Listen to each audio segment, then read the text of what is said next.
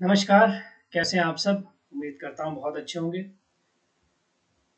आज का जो विषय है, जैसा आप थंबनेल देखकर इस वीडियो पर आए होंगे, आज हम इतिहास विषय में इतिहास के जो स्रोत हैं उनको जानने की कोशिश करेंगे कि इतिहास में हमें कौन कौन से ऐसे स्रोत हैं, ऐसे स्रोत मिलते हैं। पुरातात्विक हैं, लिखित साक्ष्य हैं, साहित्यिक हैं, विदेशी जो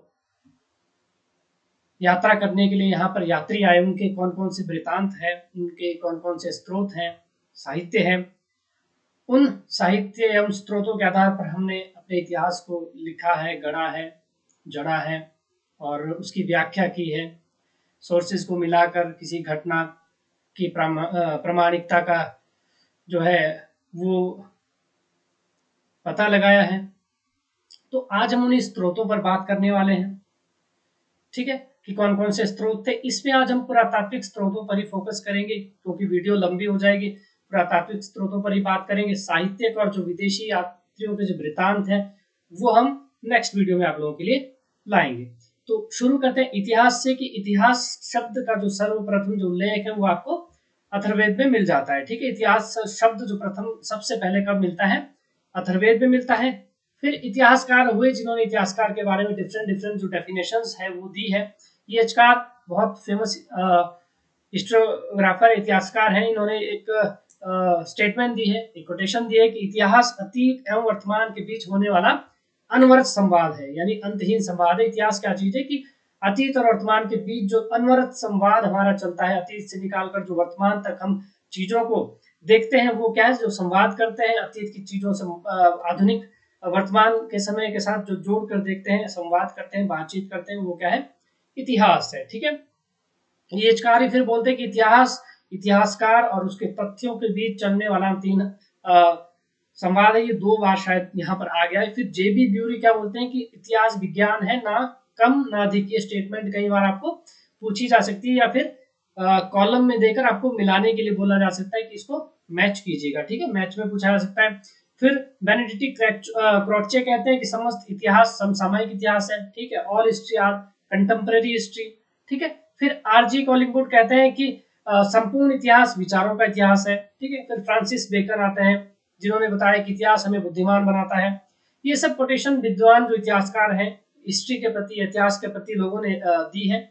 व्हाट इज हिस्ट्री पुस्तक जो ईएचकार ने, बड़ी फेमस बुक है, बहुत पतली सी किताब है, बहुत छोटी सी किताब है। व्हाट इज हिस्ट्री उन्होंने उसमें बताया है कि इतिहास क्या चीज है। तो वो आपको पढ़नी चाहिए हमेशा। एक अच्छी किताब हमेशा से वो रही है। और आपको अगर इतिहास, अगर आप जानना चाहते हैं, इतिहास को पढ़ना चाहते हैं, तो सबसे पहले उस किताब को पढ़िएगा, व्हाट इज हिस्ट्री।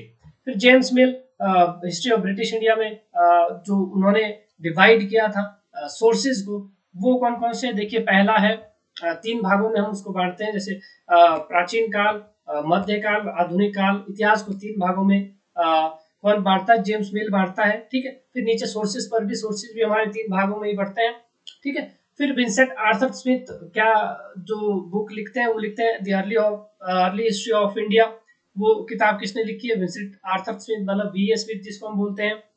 ठीक, अलेक्जेंडर कनिंघम जो मूलतः मुद्रा शास्त्री थे। ठीक है, इनके महत्वपूर्ण ग्रंथ इन्होंने जो लिखा है, the stupa of Bharat, the ancient geography of India, ये सब चीजें क्या है? इन्होंने लिखी है। ठीक है, तो प्राचीन भारतीय इतिहास को जानने के लिए हमारे पास जो तीन प्रकार के सोर्सेज है, वो है पुरातात्विक स्रोत, साहित्यिक स्रोत और विदेशी यात्रियों के विवरण। ठीक है, तो हम आज पुरातात्विक स्रोतों पर बात करेंगे। पुरातात्विक स्रोत प्राचीन जो इतिहास के अध्ययन के लिए सबसे प्रमाणिक जो सोर्सेज हैं, वो पुरातात्विक सोर्सेज हैं। पुरातात्विक सोर्सेज में क्या क्या चीजें आती है? वो आता है आपका अभिलेख आते हैं, स्मारक आते हैं, ताम्रपत्र हैं, भवन है, जो जैसे हड़प्पा सभ्यता में हमें अन्नागार, स्नानागार मिलता है, मूर्तियां हैं, भित्ति चित्रकारी है। ये सब चीजें क्या आती? पुरातात्विक स्रोतों में आती है। ठीक है, पुरातात्विक स्रोत कौन से होते हैं? जो प्राइमरी हमें किसी प्लेस पर, किसी एविडेंस के तौर पर हमें मिलते हैं। ठीक है, कोई भी बात, मान लो मोहनजोदड़ो से कुछ मिल जाता है, हड़प्पा से हमें कोई चीजें मिल जाती है, मटका मिल रहा है, भवन मिल रहे हैं, तो एग्जिस्ट करती है चीजें। ठीक है, उस टाइम भी एग्जिस्ट करती थी, और उस समय के दौर की जो याद है, उस समय के दौर का जो इतिहास है, वो हम उन चीजों से एक्सप्लेन कर सकते हैं, डिस्क्राइब कर सकते हैं। तो पुरातात्विक स्रोत वो होते हैं जो प्राइमरी रूप पर आपको उस प्लेस पर मिलते हैं। ठीक है, पुरातात्विक जो उत्खनन है वो दो प्रकार का होता है। कौन कौन सा होता है? लंबवत एवं क्षैतिज। यदि आपसे पूछा जाए किसी भी पेपर में ये प्रश्न आ सकता है कि पुरातात्विक उत्खनन जो है कितने प्रकार का होता है, तो दो प्रकार का होता है। कौन कौन सा होता है? लंबवत उत्खनन होता है जिसे संस्कृति के काल मापन का ज्ञान होता है, मतलब ऊपर से नीचे की तरफ गहराई में। फिर जो मिट्टी की जो परतें हैं, मिट्टी की जो परतें हैं, एक परत, दो परत, तीन परत, इस तरह से जो पुरातत्ववेता है वो इस तरह से मापते हैं। तो इससे क्या पता चलता है? संस्कृति का टाइम पीरियड पता चलता है कि कितने साल तक ये संस्कृति जीवित रही, कब से कब इसका टाइम पीरियड रहा, हड़प्पा सभ्यता का कब तक रहा, वैदिक कल्चर का कब तक रहा, उत्तर वैदिक काल कब से कब तक रहा। तो इस तरह से क्या है, जो लंबवत उत्खनन है उससे हम क्या है, किसी भी संस्कृति का किसी भी टाइम पीरियड का काल निर्धारण कर सकते हैं। ठीक है, फिर क्षैतिज उत्खनन से क्या होता है कि सभ्यता और संस्कृति का संपूर्ण स्वर उजागर करते हैं। क्षैतिज होता है सीधी दिशा में, जब हम किसी चीज की खुदाई कर रहे हैं, तो बात मान लीजिए हड़प्पा सभ्यता को खोज रहे हैं, तो हड़प्पा सभ्यता या मोहनजोदड़ो को खोज रहे हैं, तो कितने दूर तक वो किला है, कितने दूर तक उसका जो एरिया फैला था, कहाँ कहाँ उसकी बाउंड्री थी, दैट इज कॉल्ड क्षैतिज अध्ययन। उसको बोलते हैं क्षैतिज अध्ययन। की लंबाई में हम देखते हैं कि ये अन्नागार कितने एरिया में बना था, क्योंकि वो तो दब गया होता है, दब गया होता है, तो हम क्षैतिज रूप से उत्खनन करते हैं कि भाई कहाँ तक ये एरिया बसा था या कहाँ तक ये सभ्यता बसी थी। ठीक है, भारतीय पुरातत्व सर्वेक्षण विभाग की स्थापना अलेक्जेंडर कनिंघम ने की, कब की? 1861 में की। ठीक है, और उसी जो सर्वेक्षण विभाग के वो पहले महानिदेशक भी बने, और उन्हें भारतीय पुरातत्व का जन्मदाता भी कहा जाता है, यानी फादर ऑफ इंडियन आर्कियोलॉजी भी कहा जाता है। 1902 में इसके बाद फिर जॉन मार्शल आते हैं और उन्होंने इसका पुनर्गठन भी किया है। ठीक है, अब पुरातात्विक स्रोतों में कौन कौन से आते हैं? जैसे अभिलेख आते हैं, अभिलेखों के अध्ययन को वो क्या कहते हैं? एपिग्राफी कहते हैं। ये भी प्रश्न आपसे पूछा जा सकता है।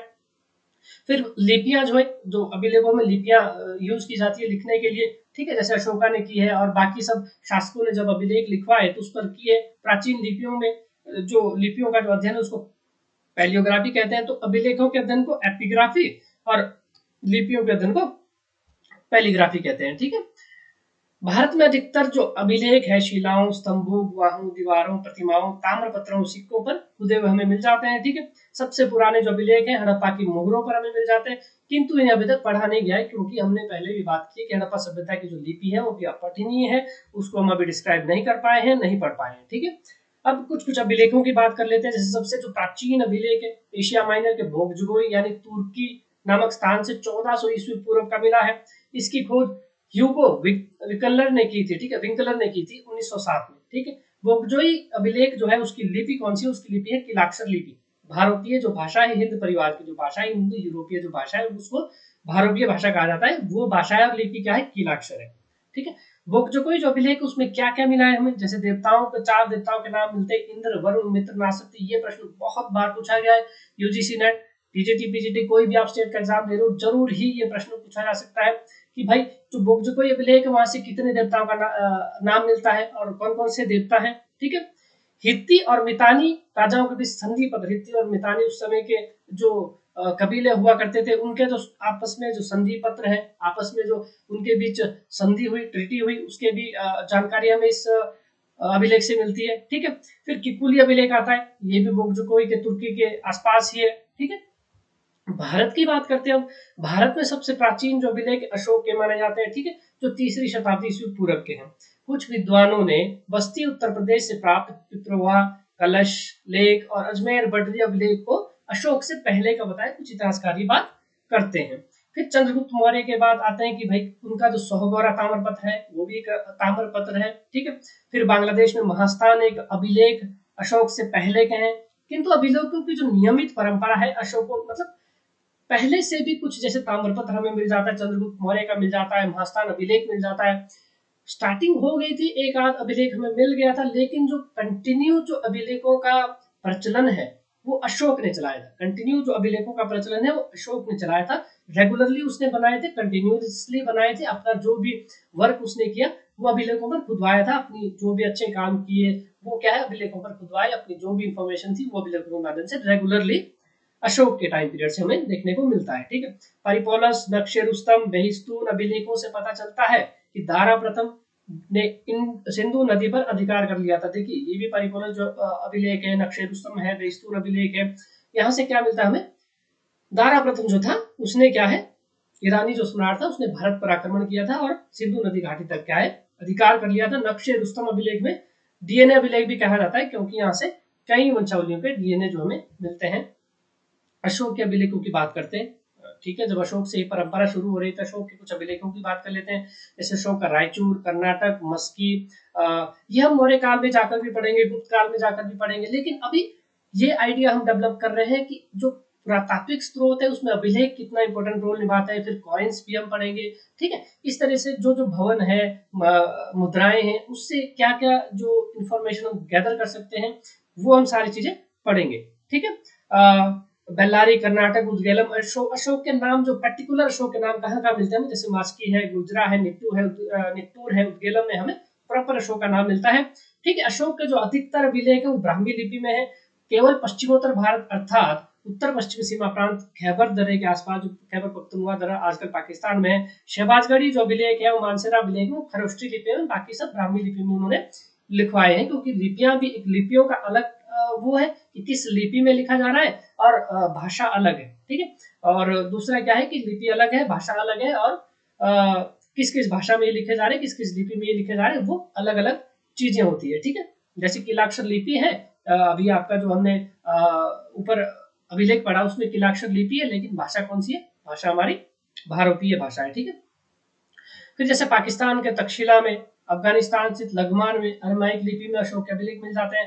कांधार के पास जो शेर ए कुना अभिलेख हमें मिलता है वो ग्रीक यूनानी लिपि में मिल जाता है, ठीक है। और अरेमाइक का जो अभिलेख, वो अरेमाइक मतलब जो शेर ए कुना है वो अरेमाइक प्लस दूसरा यूनानी लिपि और अरेमाइक दुभाषी लिपि में हमें इसको देखने को मिल जाता है। मतलब कहीं की दो दो भाषाएं भी एक अभिलेख में यूज की गई है, ठीक है।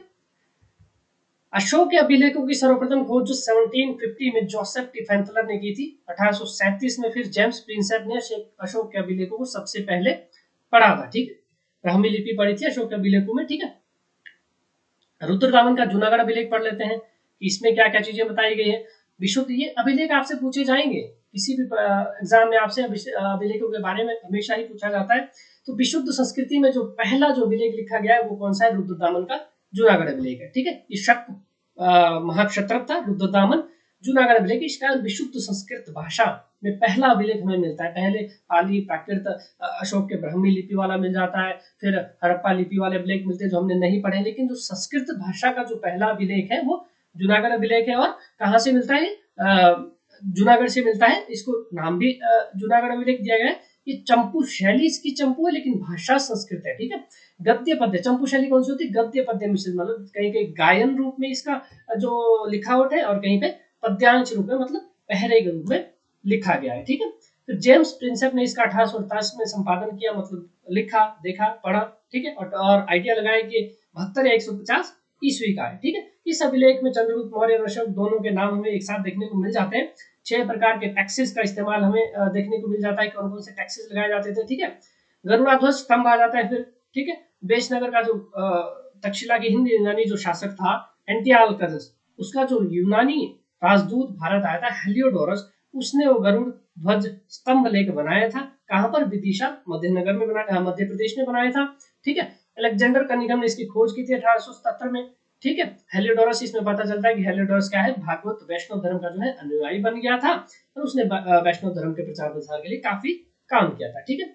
इस अभिलेख में वासुदेव को देवदेव, मतलब वासुदेव यानी कृष्ण यानी विष्णु की बात की गई है। वैष्णव धर्म की बात यहाँ पर पता चलती है, ठीक है। गरुड़ से संबंध हम विष्णु से ही लगाते हैं, ठीक है।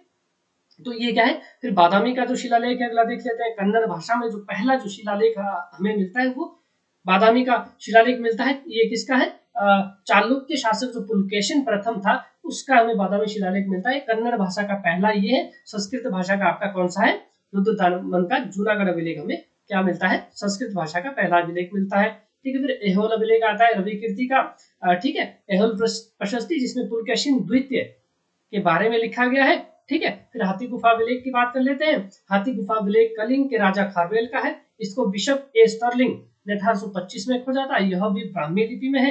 इसमें हमें क्या मिलता है, नहर निर्माण का साक्ष्य मिल जाता है और नहर निर्माण का जो प्राचीनतम साक्ष्य हमें मिल जाता है वो आपके हाथी गुफा अभिलेख में मिल जाता है। महाराज उपाधि का सर्वप्रथम उल्लेख हमें हाथी गुफा अभिलेख में मिल जाता है। महाराज नाम यानी कि महाराज बनना शुरू हो गया, तो क्या है, किंगडम बनना शुरू हो गया, राज्य बनना शुरू हो गया, लोगों ने अपना राजा चुनना यानी अपना सरदार चुनना शुरू हो गया। तो इन सब चीजों से क्या है, हाथी गुफा अभिलेख से हमें जानकारी मिलती है कि कब से क्या है, किंगडम शुरू हो गया, राज्य शुरू हो गए, राजा शुरू हो गए, सरदार बनने शुरू हो गए। तो ये क्या है, उपाधि, महाराज की उपाधि हमें ऐहोल अभिलेख से प्राप्त होती है, हाथी गुफा अभिलेख से प्राप्त होती है। ठीक है, भारत वर्ष का जो सर्वप्रथम उल्लेख है वो भी हमें हाथी गुफा अभिलेख में जो मिलता है। भारतवर्ष की, जिस भारतवर्ष की हम बात करते हैं, उसका जो सर्वप्रथम उल्लेख है वो भी आपका हमें हाथी गुफा अभिलेख से मिल जाता है। फिर वडनगर प्रशस्ति चालुक्य शासक कुमारपाल से संबंधित है, जिसको श्रीपाल ने लिखा है। ठीक है, अश्वमेध यज्ञ का जो प्रथम साक्ष्य हमें मिल जाता है वो धनदेव के अयोध्या अभिलेख में मिल जाता है। देखिए कौन कौन सी भाषा, देखिए आपसे प्रश्न कैसे पूछा जाएगा,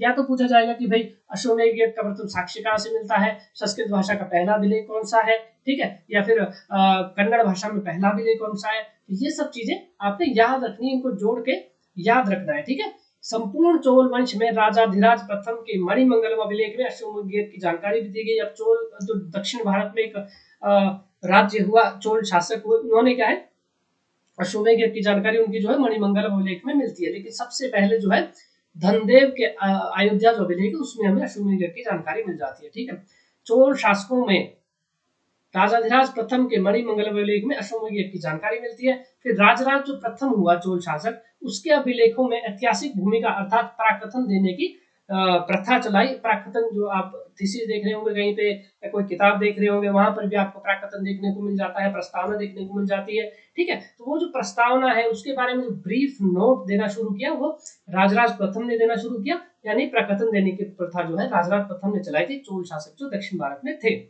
ठीक है, गुप्त शासक हुए एक वन्यगुप्त, जो बांग्लादेश से उन्हें गुणेध्यर अभिलेख उनका मिलता है। वहां पर हमें सामंत और महासामंत का जो शब्द है वो देखने को मिल जाता है। अब गुप्त काल में क्या है, सामंत हमें देखने को मिल जाएंगे, महासामंत हमें देखने को मिल जाएंगे। मतलब गुलामी जो पद्धति थी, किसी के अंदर कितनी सेना आ रही है, सामंत कैसे बन रहे हैं, अब स्ट्रक्चर क्या है सोसाइटी का अब बनना कंप्लीट बन चुका था, राजा बन चुके थे, सामंत बन चुके थे। ठीक है, प्रांतों में डिवाइड हो गया, एडमिनिस्ट्रेशन मतलब प्रॉपर राजा, जैसे आज के वर्तमान सरकार है, बात मान लीजिए वर्तमान सरकार है, भारत सरकार है, फिर स्टेटों की गवर्नमेंट आती है, इस तरह से डेवलप्ड जो शासन है, डेवलप्ड जो राज्य है वो बन चुके थे, स्ट्रक्चर बन चुका था। ठीक है, तो इस तरह से क्या है, हमारे जो है वो गुप्त काल तक प्रॉपर डेवलप हो चुके थे। ठीक है, मध्य प्रदेश के एरन से वराह प्रतिमा पर हुन राज तोरमान का लेख मिला है। देखिए ये सब चीजें हमें अभिलेखों से मिलती है। फिर दूसरा जो पुरातात्विक स्रोतों में बात आती है वो आती है सिक्कों की।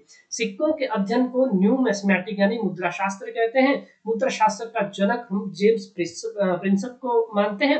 भारत के आरंभिक सिक्के ईसवी 6वीं सदी के आहत सिक्के हैं। सबसे प्राचीन जो सिक्के हैं वो भारत के 6वीं ईस्वी पूर्व सदी के हैं, जिनको हम आहत सिक्के कहते हैं। इन हाथ सिक्कों पर इनको बनाते कैसे थे, ठप्पा मारकर। इन मिट्टी के होते थे कॉइन्स, जो पंच मार्क्ड कॉइन भी इनको कहते हैं, और लेख नहीं है इनके ऊपर, कोई लिखावट नहीं है, इनके ऊपर कुछ लिखा नहीं रहता था। ठीक है, ठप्पा मारने की बजाय, ठप्पा मार के बनाए जाने की बजाय इनको आहत मुद्रा कहते हैं। मतलब किसी हार्ड धातु से मिट्टी को बनाकर उसके ऊपर ठप्पा लगाया जाता था, तो उसको फिर आहत सिक्का इसलिए बोला जाता है। ठीक है, इन पर मछली, पहाड़, पेड़, हाथी, अर्धचंद्र, सांड आदि चिन्ह अंक करके, मतलब किसी हार्ड धातु में, लकड़ी की धातु में बात मान लो, हाथी का डिजाइन बना दिया, पेड़ का डिजाइन बना दिया, उसे छाप दिया जाता था किसको, सिक्के को, तो उसको फिर पंचमार्क कॉइन कहा गया। ठीक है, ये अधिकतर सिक्के चांदी के बने होते थे। अब चांदी के भी बने होते थे, कुछ मिट्टी के बने होते थे। तो चांदी के जो सिक्के होते थे उनको पिघलाते भी होंगे, वो इंडस्ट्री भी रही होगी। फिर चांदी को पिघलाना है, सिक्के के सांचों में ढालना भी है, तो उनको क्या है, पंच करके उनका स्ट्रक्चर बनाना, पेड़ बनाना, उस पे पौधे बनाना, सांड बनाना, चंद्र बनाना, तो वो क्या है फिर डेवलप हो गई थी, इंडस्ट्री भी डेवलप हो गई थी, उद्योग भी डेवलप हो गए थे। ठीक है, भारत में सबसे पुराने जो पंचमार्क कॉइन है वो पूर्वी उत्तर प्रदेश के मगध से मिले हैं। आहत मुद्राओं की सबसे बड़ी निधि जो है वो अमरावती से मिल जाती है। ठीक है, समस्त आहत सिक्कों पर अनिवार्य रूप से सूर्य का अंकन हुआ, मतलब जितने भी आहत सिक्के हमें आज तक मिले हैं उस पर सूर्य का अंकन आवश्यक रूप से हुआ है, और हुआ है। ठीक है, जेम्स प्रिंसप ने 1835 में इन सिक्कों को पंच मार्क्ड कॉइन कहा। ठीक है, और सिक्के वासुदेव चरण अग्रवाल एक और इतिहासकार हैं, उन्होंने इनको आहत मुद्रा कहा है। तो ये भी प्रश्न पूछा जा सकता है कि पंच मार्क्ड कॉइन किसने कहा है, जेम्स प्रिंसेप ने कहा है, और आहत मुद्रा किसने कहा है, वासुदेव शरण अग्रवाल ने कहा है। ठीक है, चंद्रगुप्त मौर्य के शासनकाल में कौन से सिक्के निर्माण हुआ करते थे, सिक्कों के निर्माण पर राजकीय नियंत्रण, मतलब आप देखिए पहले क्या होता था कि आप भी सिक्के बना रहे हैं, अलग अलग जो डाइवर्ट जो कम्युनिटी है, ठीक है, कबीले हैं, वो अपने अलग अलग सिक्के बना रहे हैं, अलग अलग सरदार अपने सिक्के बना रहे हैं, लेकिन क्या हो गया मौर्य काल में, क्या सेंट्रलाइज्ड होगी चीजें, सिक्कों के निर्माण पर क्या है सेंटर का नियंत्रण हो गया। जैसे वर्तमान जो करेंसी है, भारत की जो करेंसी है, उस पर क्या है आरबीआई का जो कंट्रोल है, सरकार का कंट्रोल रहता है। तो इस तरह से क्या है उस समय क्या है मौर्य काल में सेंट्रलाइज हो गई चीजें, तो सेंटर ही डिसाइड करता था कि कौन से सिक्के बनाने हैं, ठीक है, कौन से सिक्के मार्केट में चलेंगे, कौन से सिक्के से क्या कुछ खरीदा जा सकता है और उसकी वैल्यू क्या है। जैसे आरबीआई डिसाइड करता है कि 100 रुपए का नोट 100 होगा, 20 रुपए का कीमत 20 रुपए के नोट की कीमत 20 है, उससे हम इतना सामान खरीद सकते हैं। इस तरह से क्या है सेंट्रलाइज चीजें होगी मौर्य काल में। ठीक है, वैशाली से श्रेणियों द्वारा निर्मित पंचमार्क कॉइन भी मिले, मतलब कुछ कुछ जो श्रेणियां, बिजनेस श्रेणियां होती थी, श्रेणियां इन द सेंस की जो कुछ व्यापारिक श्रेणियां होती थी, व्यापारिक ग्रुप्स होते थे जो अपने लेवल में व्यापार करते थे, उनका अच्छा खासा रेवेन्यू होता था, उनके पास अच्छा खासा पैसा होता था, ग्रुप्स बनाए थे और वो बिजनेस करते थे, व्यापार करते थे। तो फिर क्या होता है कि जब वो बिजनेस करेंगे, व्यापार करेंगे, तो खुद के सिक्के भी जनरेट करते थे और खुद के सिक्कों से भी जो है वो मार्केट को चलाते थे, मार्केट को कैप्चर करते थे, चलाते थे। ठीक है, फिर कौटिल्य का अर्थशास्त्र आपने देखा होगा, कौटिल्य ने जो अर्थशास्त्र लिखा है उसमें हमें मौर्य काल में जो मुद्रा और टकसाल का जो अध्यक्ष होता था उसको लक्षणाध्यक्ष के नाम से हमें मिलता है, किसमें अर्थशास्त्र में मिल जाता है। ठीक है, जबकि रूप दर्शक जो है सिक्कों का मुद्रा परीक्षण अधिकारी होता था। देखिए जो सिक्का बना रहा है, सिक्का बना रहा है, जो व्यक्ति सिक्का बना रहा है उसको हम लक्षणाध्यक्ष कहेंगे, मतलब जो एक्सपर्ट है कॉइन्स बनाने का, ठीक है, उसको क्या है लक्षणाध्यक्ष कहेंगे। जबकि रूप दर्शक जो व्यक्ति होता था, रूप दर्शक मतलब रूप दर्शक से ही आप लगा सकते हैं कि वो जांच पड़ताल करता होगा, सिक्कों को देखता होगा, इसमें कोई कमी है, इसमें कोई खोट है, दोबारा बनाइए, ये सही है, ये पास हो गया, तो क्या है रूप दर्शक वो कहलाता था। ठीक है, भारत में सर्वप्रथम जो सोने लेख युग के सिक्के हैं वो हिंद यूनानियों ने शुरू किए। ठीक है, इंडो ग्रीक शासकों ने भारत में पहली बार सिक्कों पर शासकों के नाम, देवी देवताओं की आकृतियां और लेख वाले सिक्के चलाने की प्रथा शुरू की। बहुत इंपॉर्टेंट बात है कि जो इंडो ग्रीक शासक थे उनके सबसे पहले लेख युक्त, मतलब उस पर कुछ लिखा होता था, शासकों के चित्र है, देवी देवताओं के चित्र है, वहां पर देखने को मिल जाते हैं। ठीक है, हिंद यूनानी शासकों ने क्या है सर्वप्रथम लेख युक्त सोने के जो सिक्के जो है जारी किए थे। ठीक है, इंडो ग्रीक शासकों ने द्विभाषिक और द्विलिपिक वाले सिक्के, मतलब दो दो भाषाओं में एक सिक्के पर लिखा गया था, तो वो सिक्के भी इंडो ग्रीक शासकों ने शुरू किए। भारत में सर्वप्रथम तिथि युक्त सिक्के शक शासक जीवदावन के मिलते हैं। ये जब हम शक को पढ़ेंगे, मौर्य को पढ़ेंगे, गुप्तों को पढ़ेंगे तो डिटेल में ये सब चीजें जानेंगे। ठीक है, इंडो ग्रीक शासक के जो अपोलो डॉटर्स के सिक्कों पर हमें क्या है भागवत धर्म के चिन्ह दिखाई देते हैं। ठीक है, जो इंडो ग्रीक शासक अगर अगाथोक्लीज हैं एवं पेंटालियन ने सर्वप्रथम निकल के सिक्के जो है वो चलाए थे।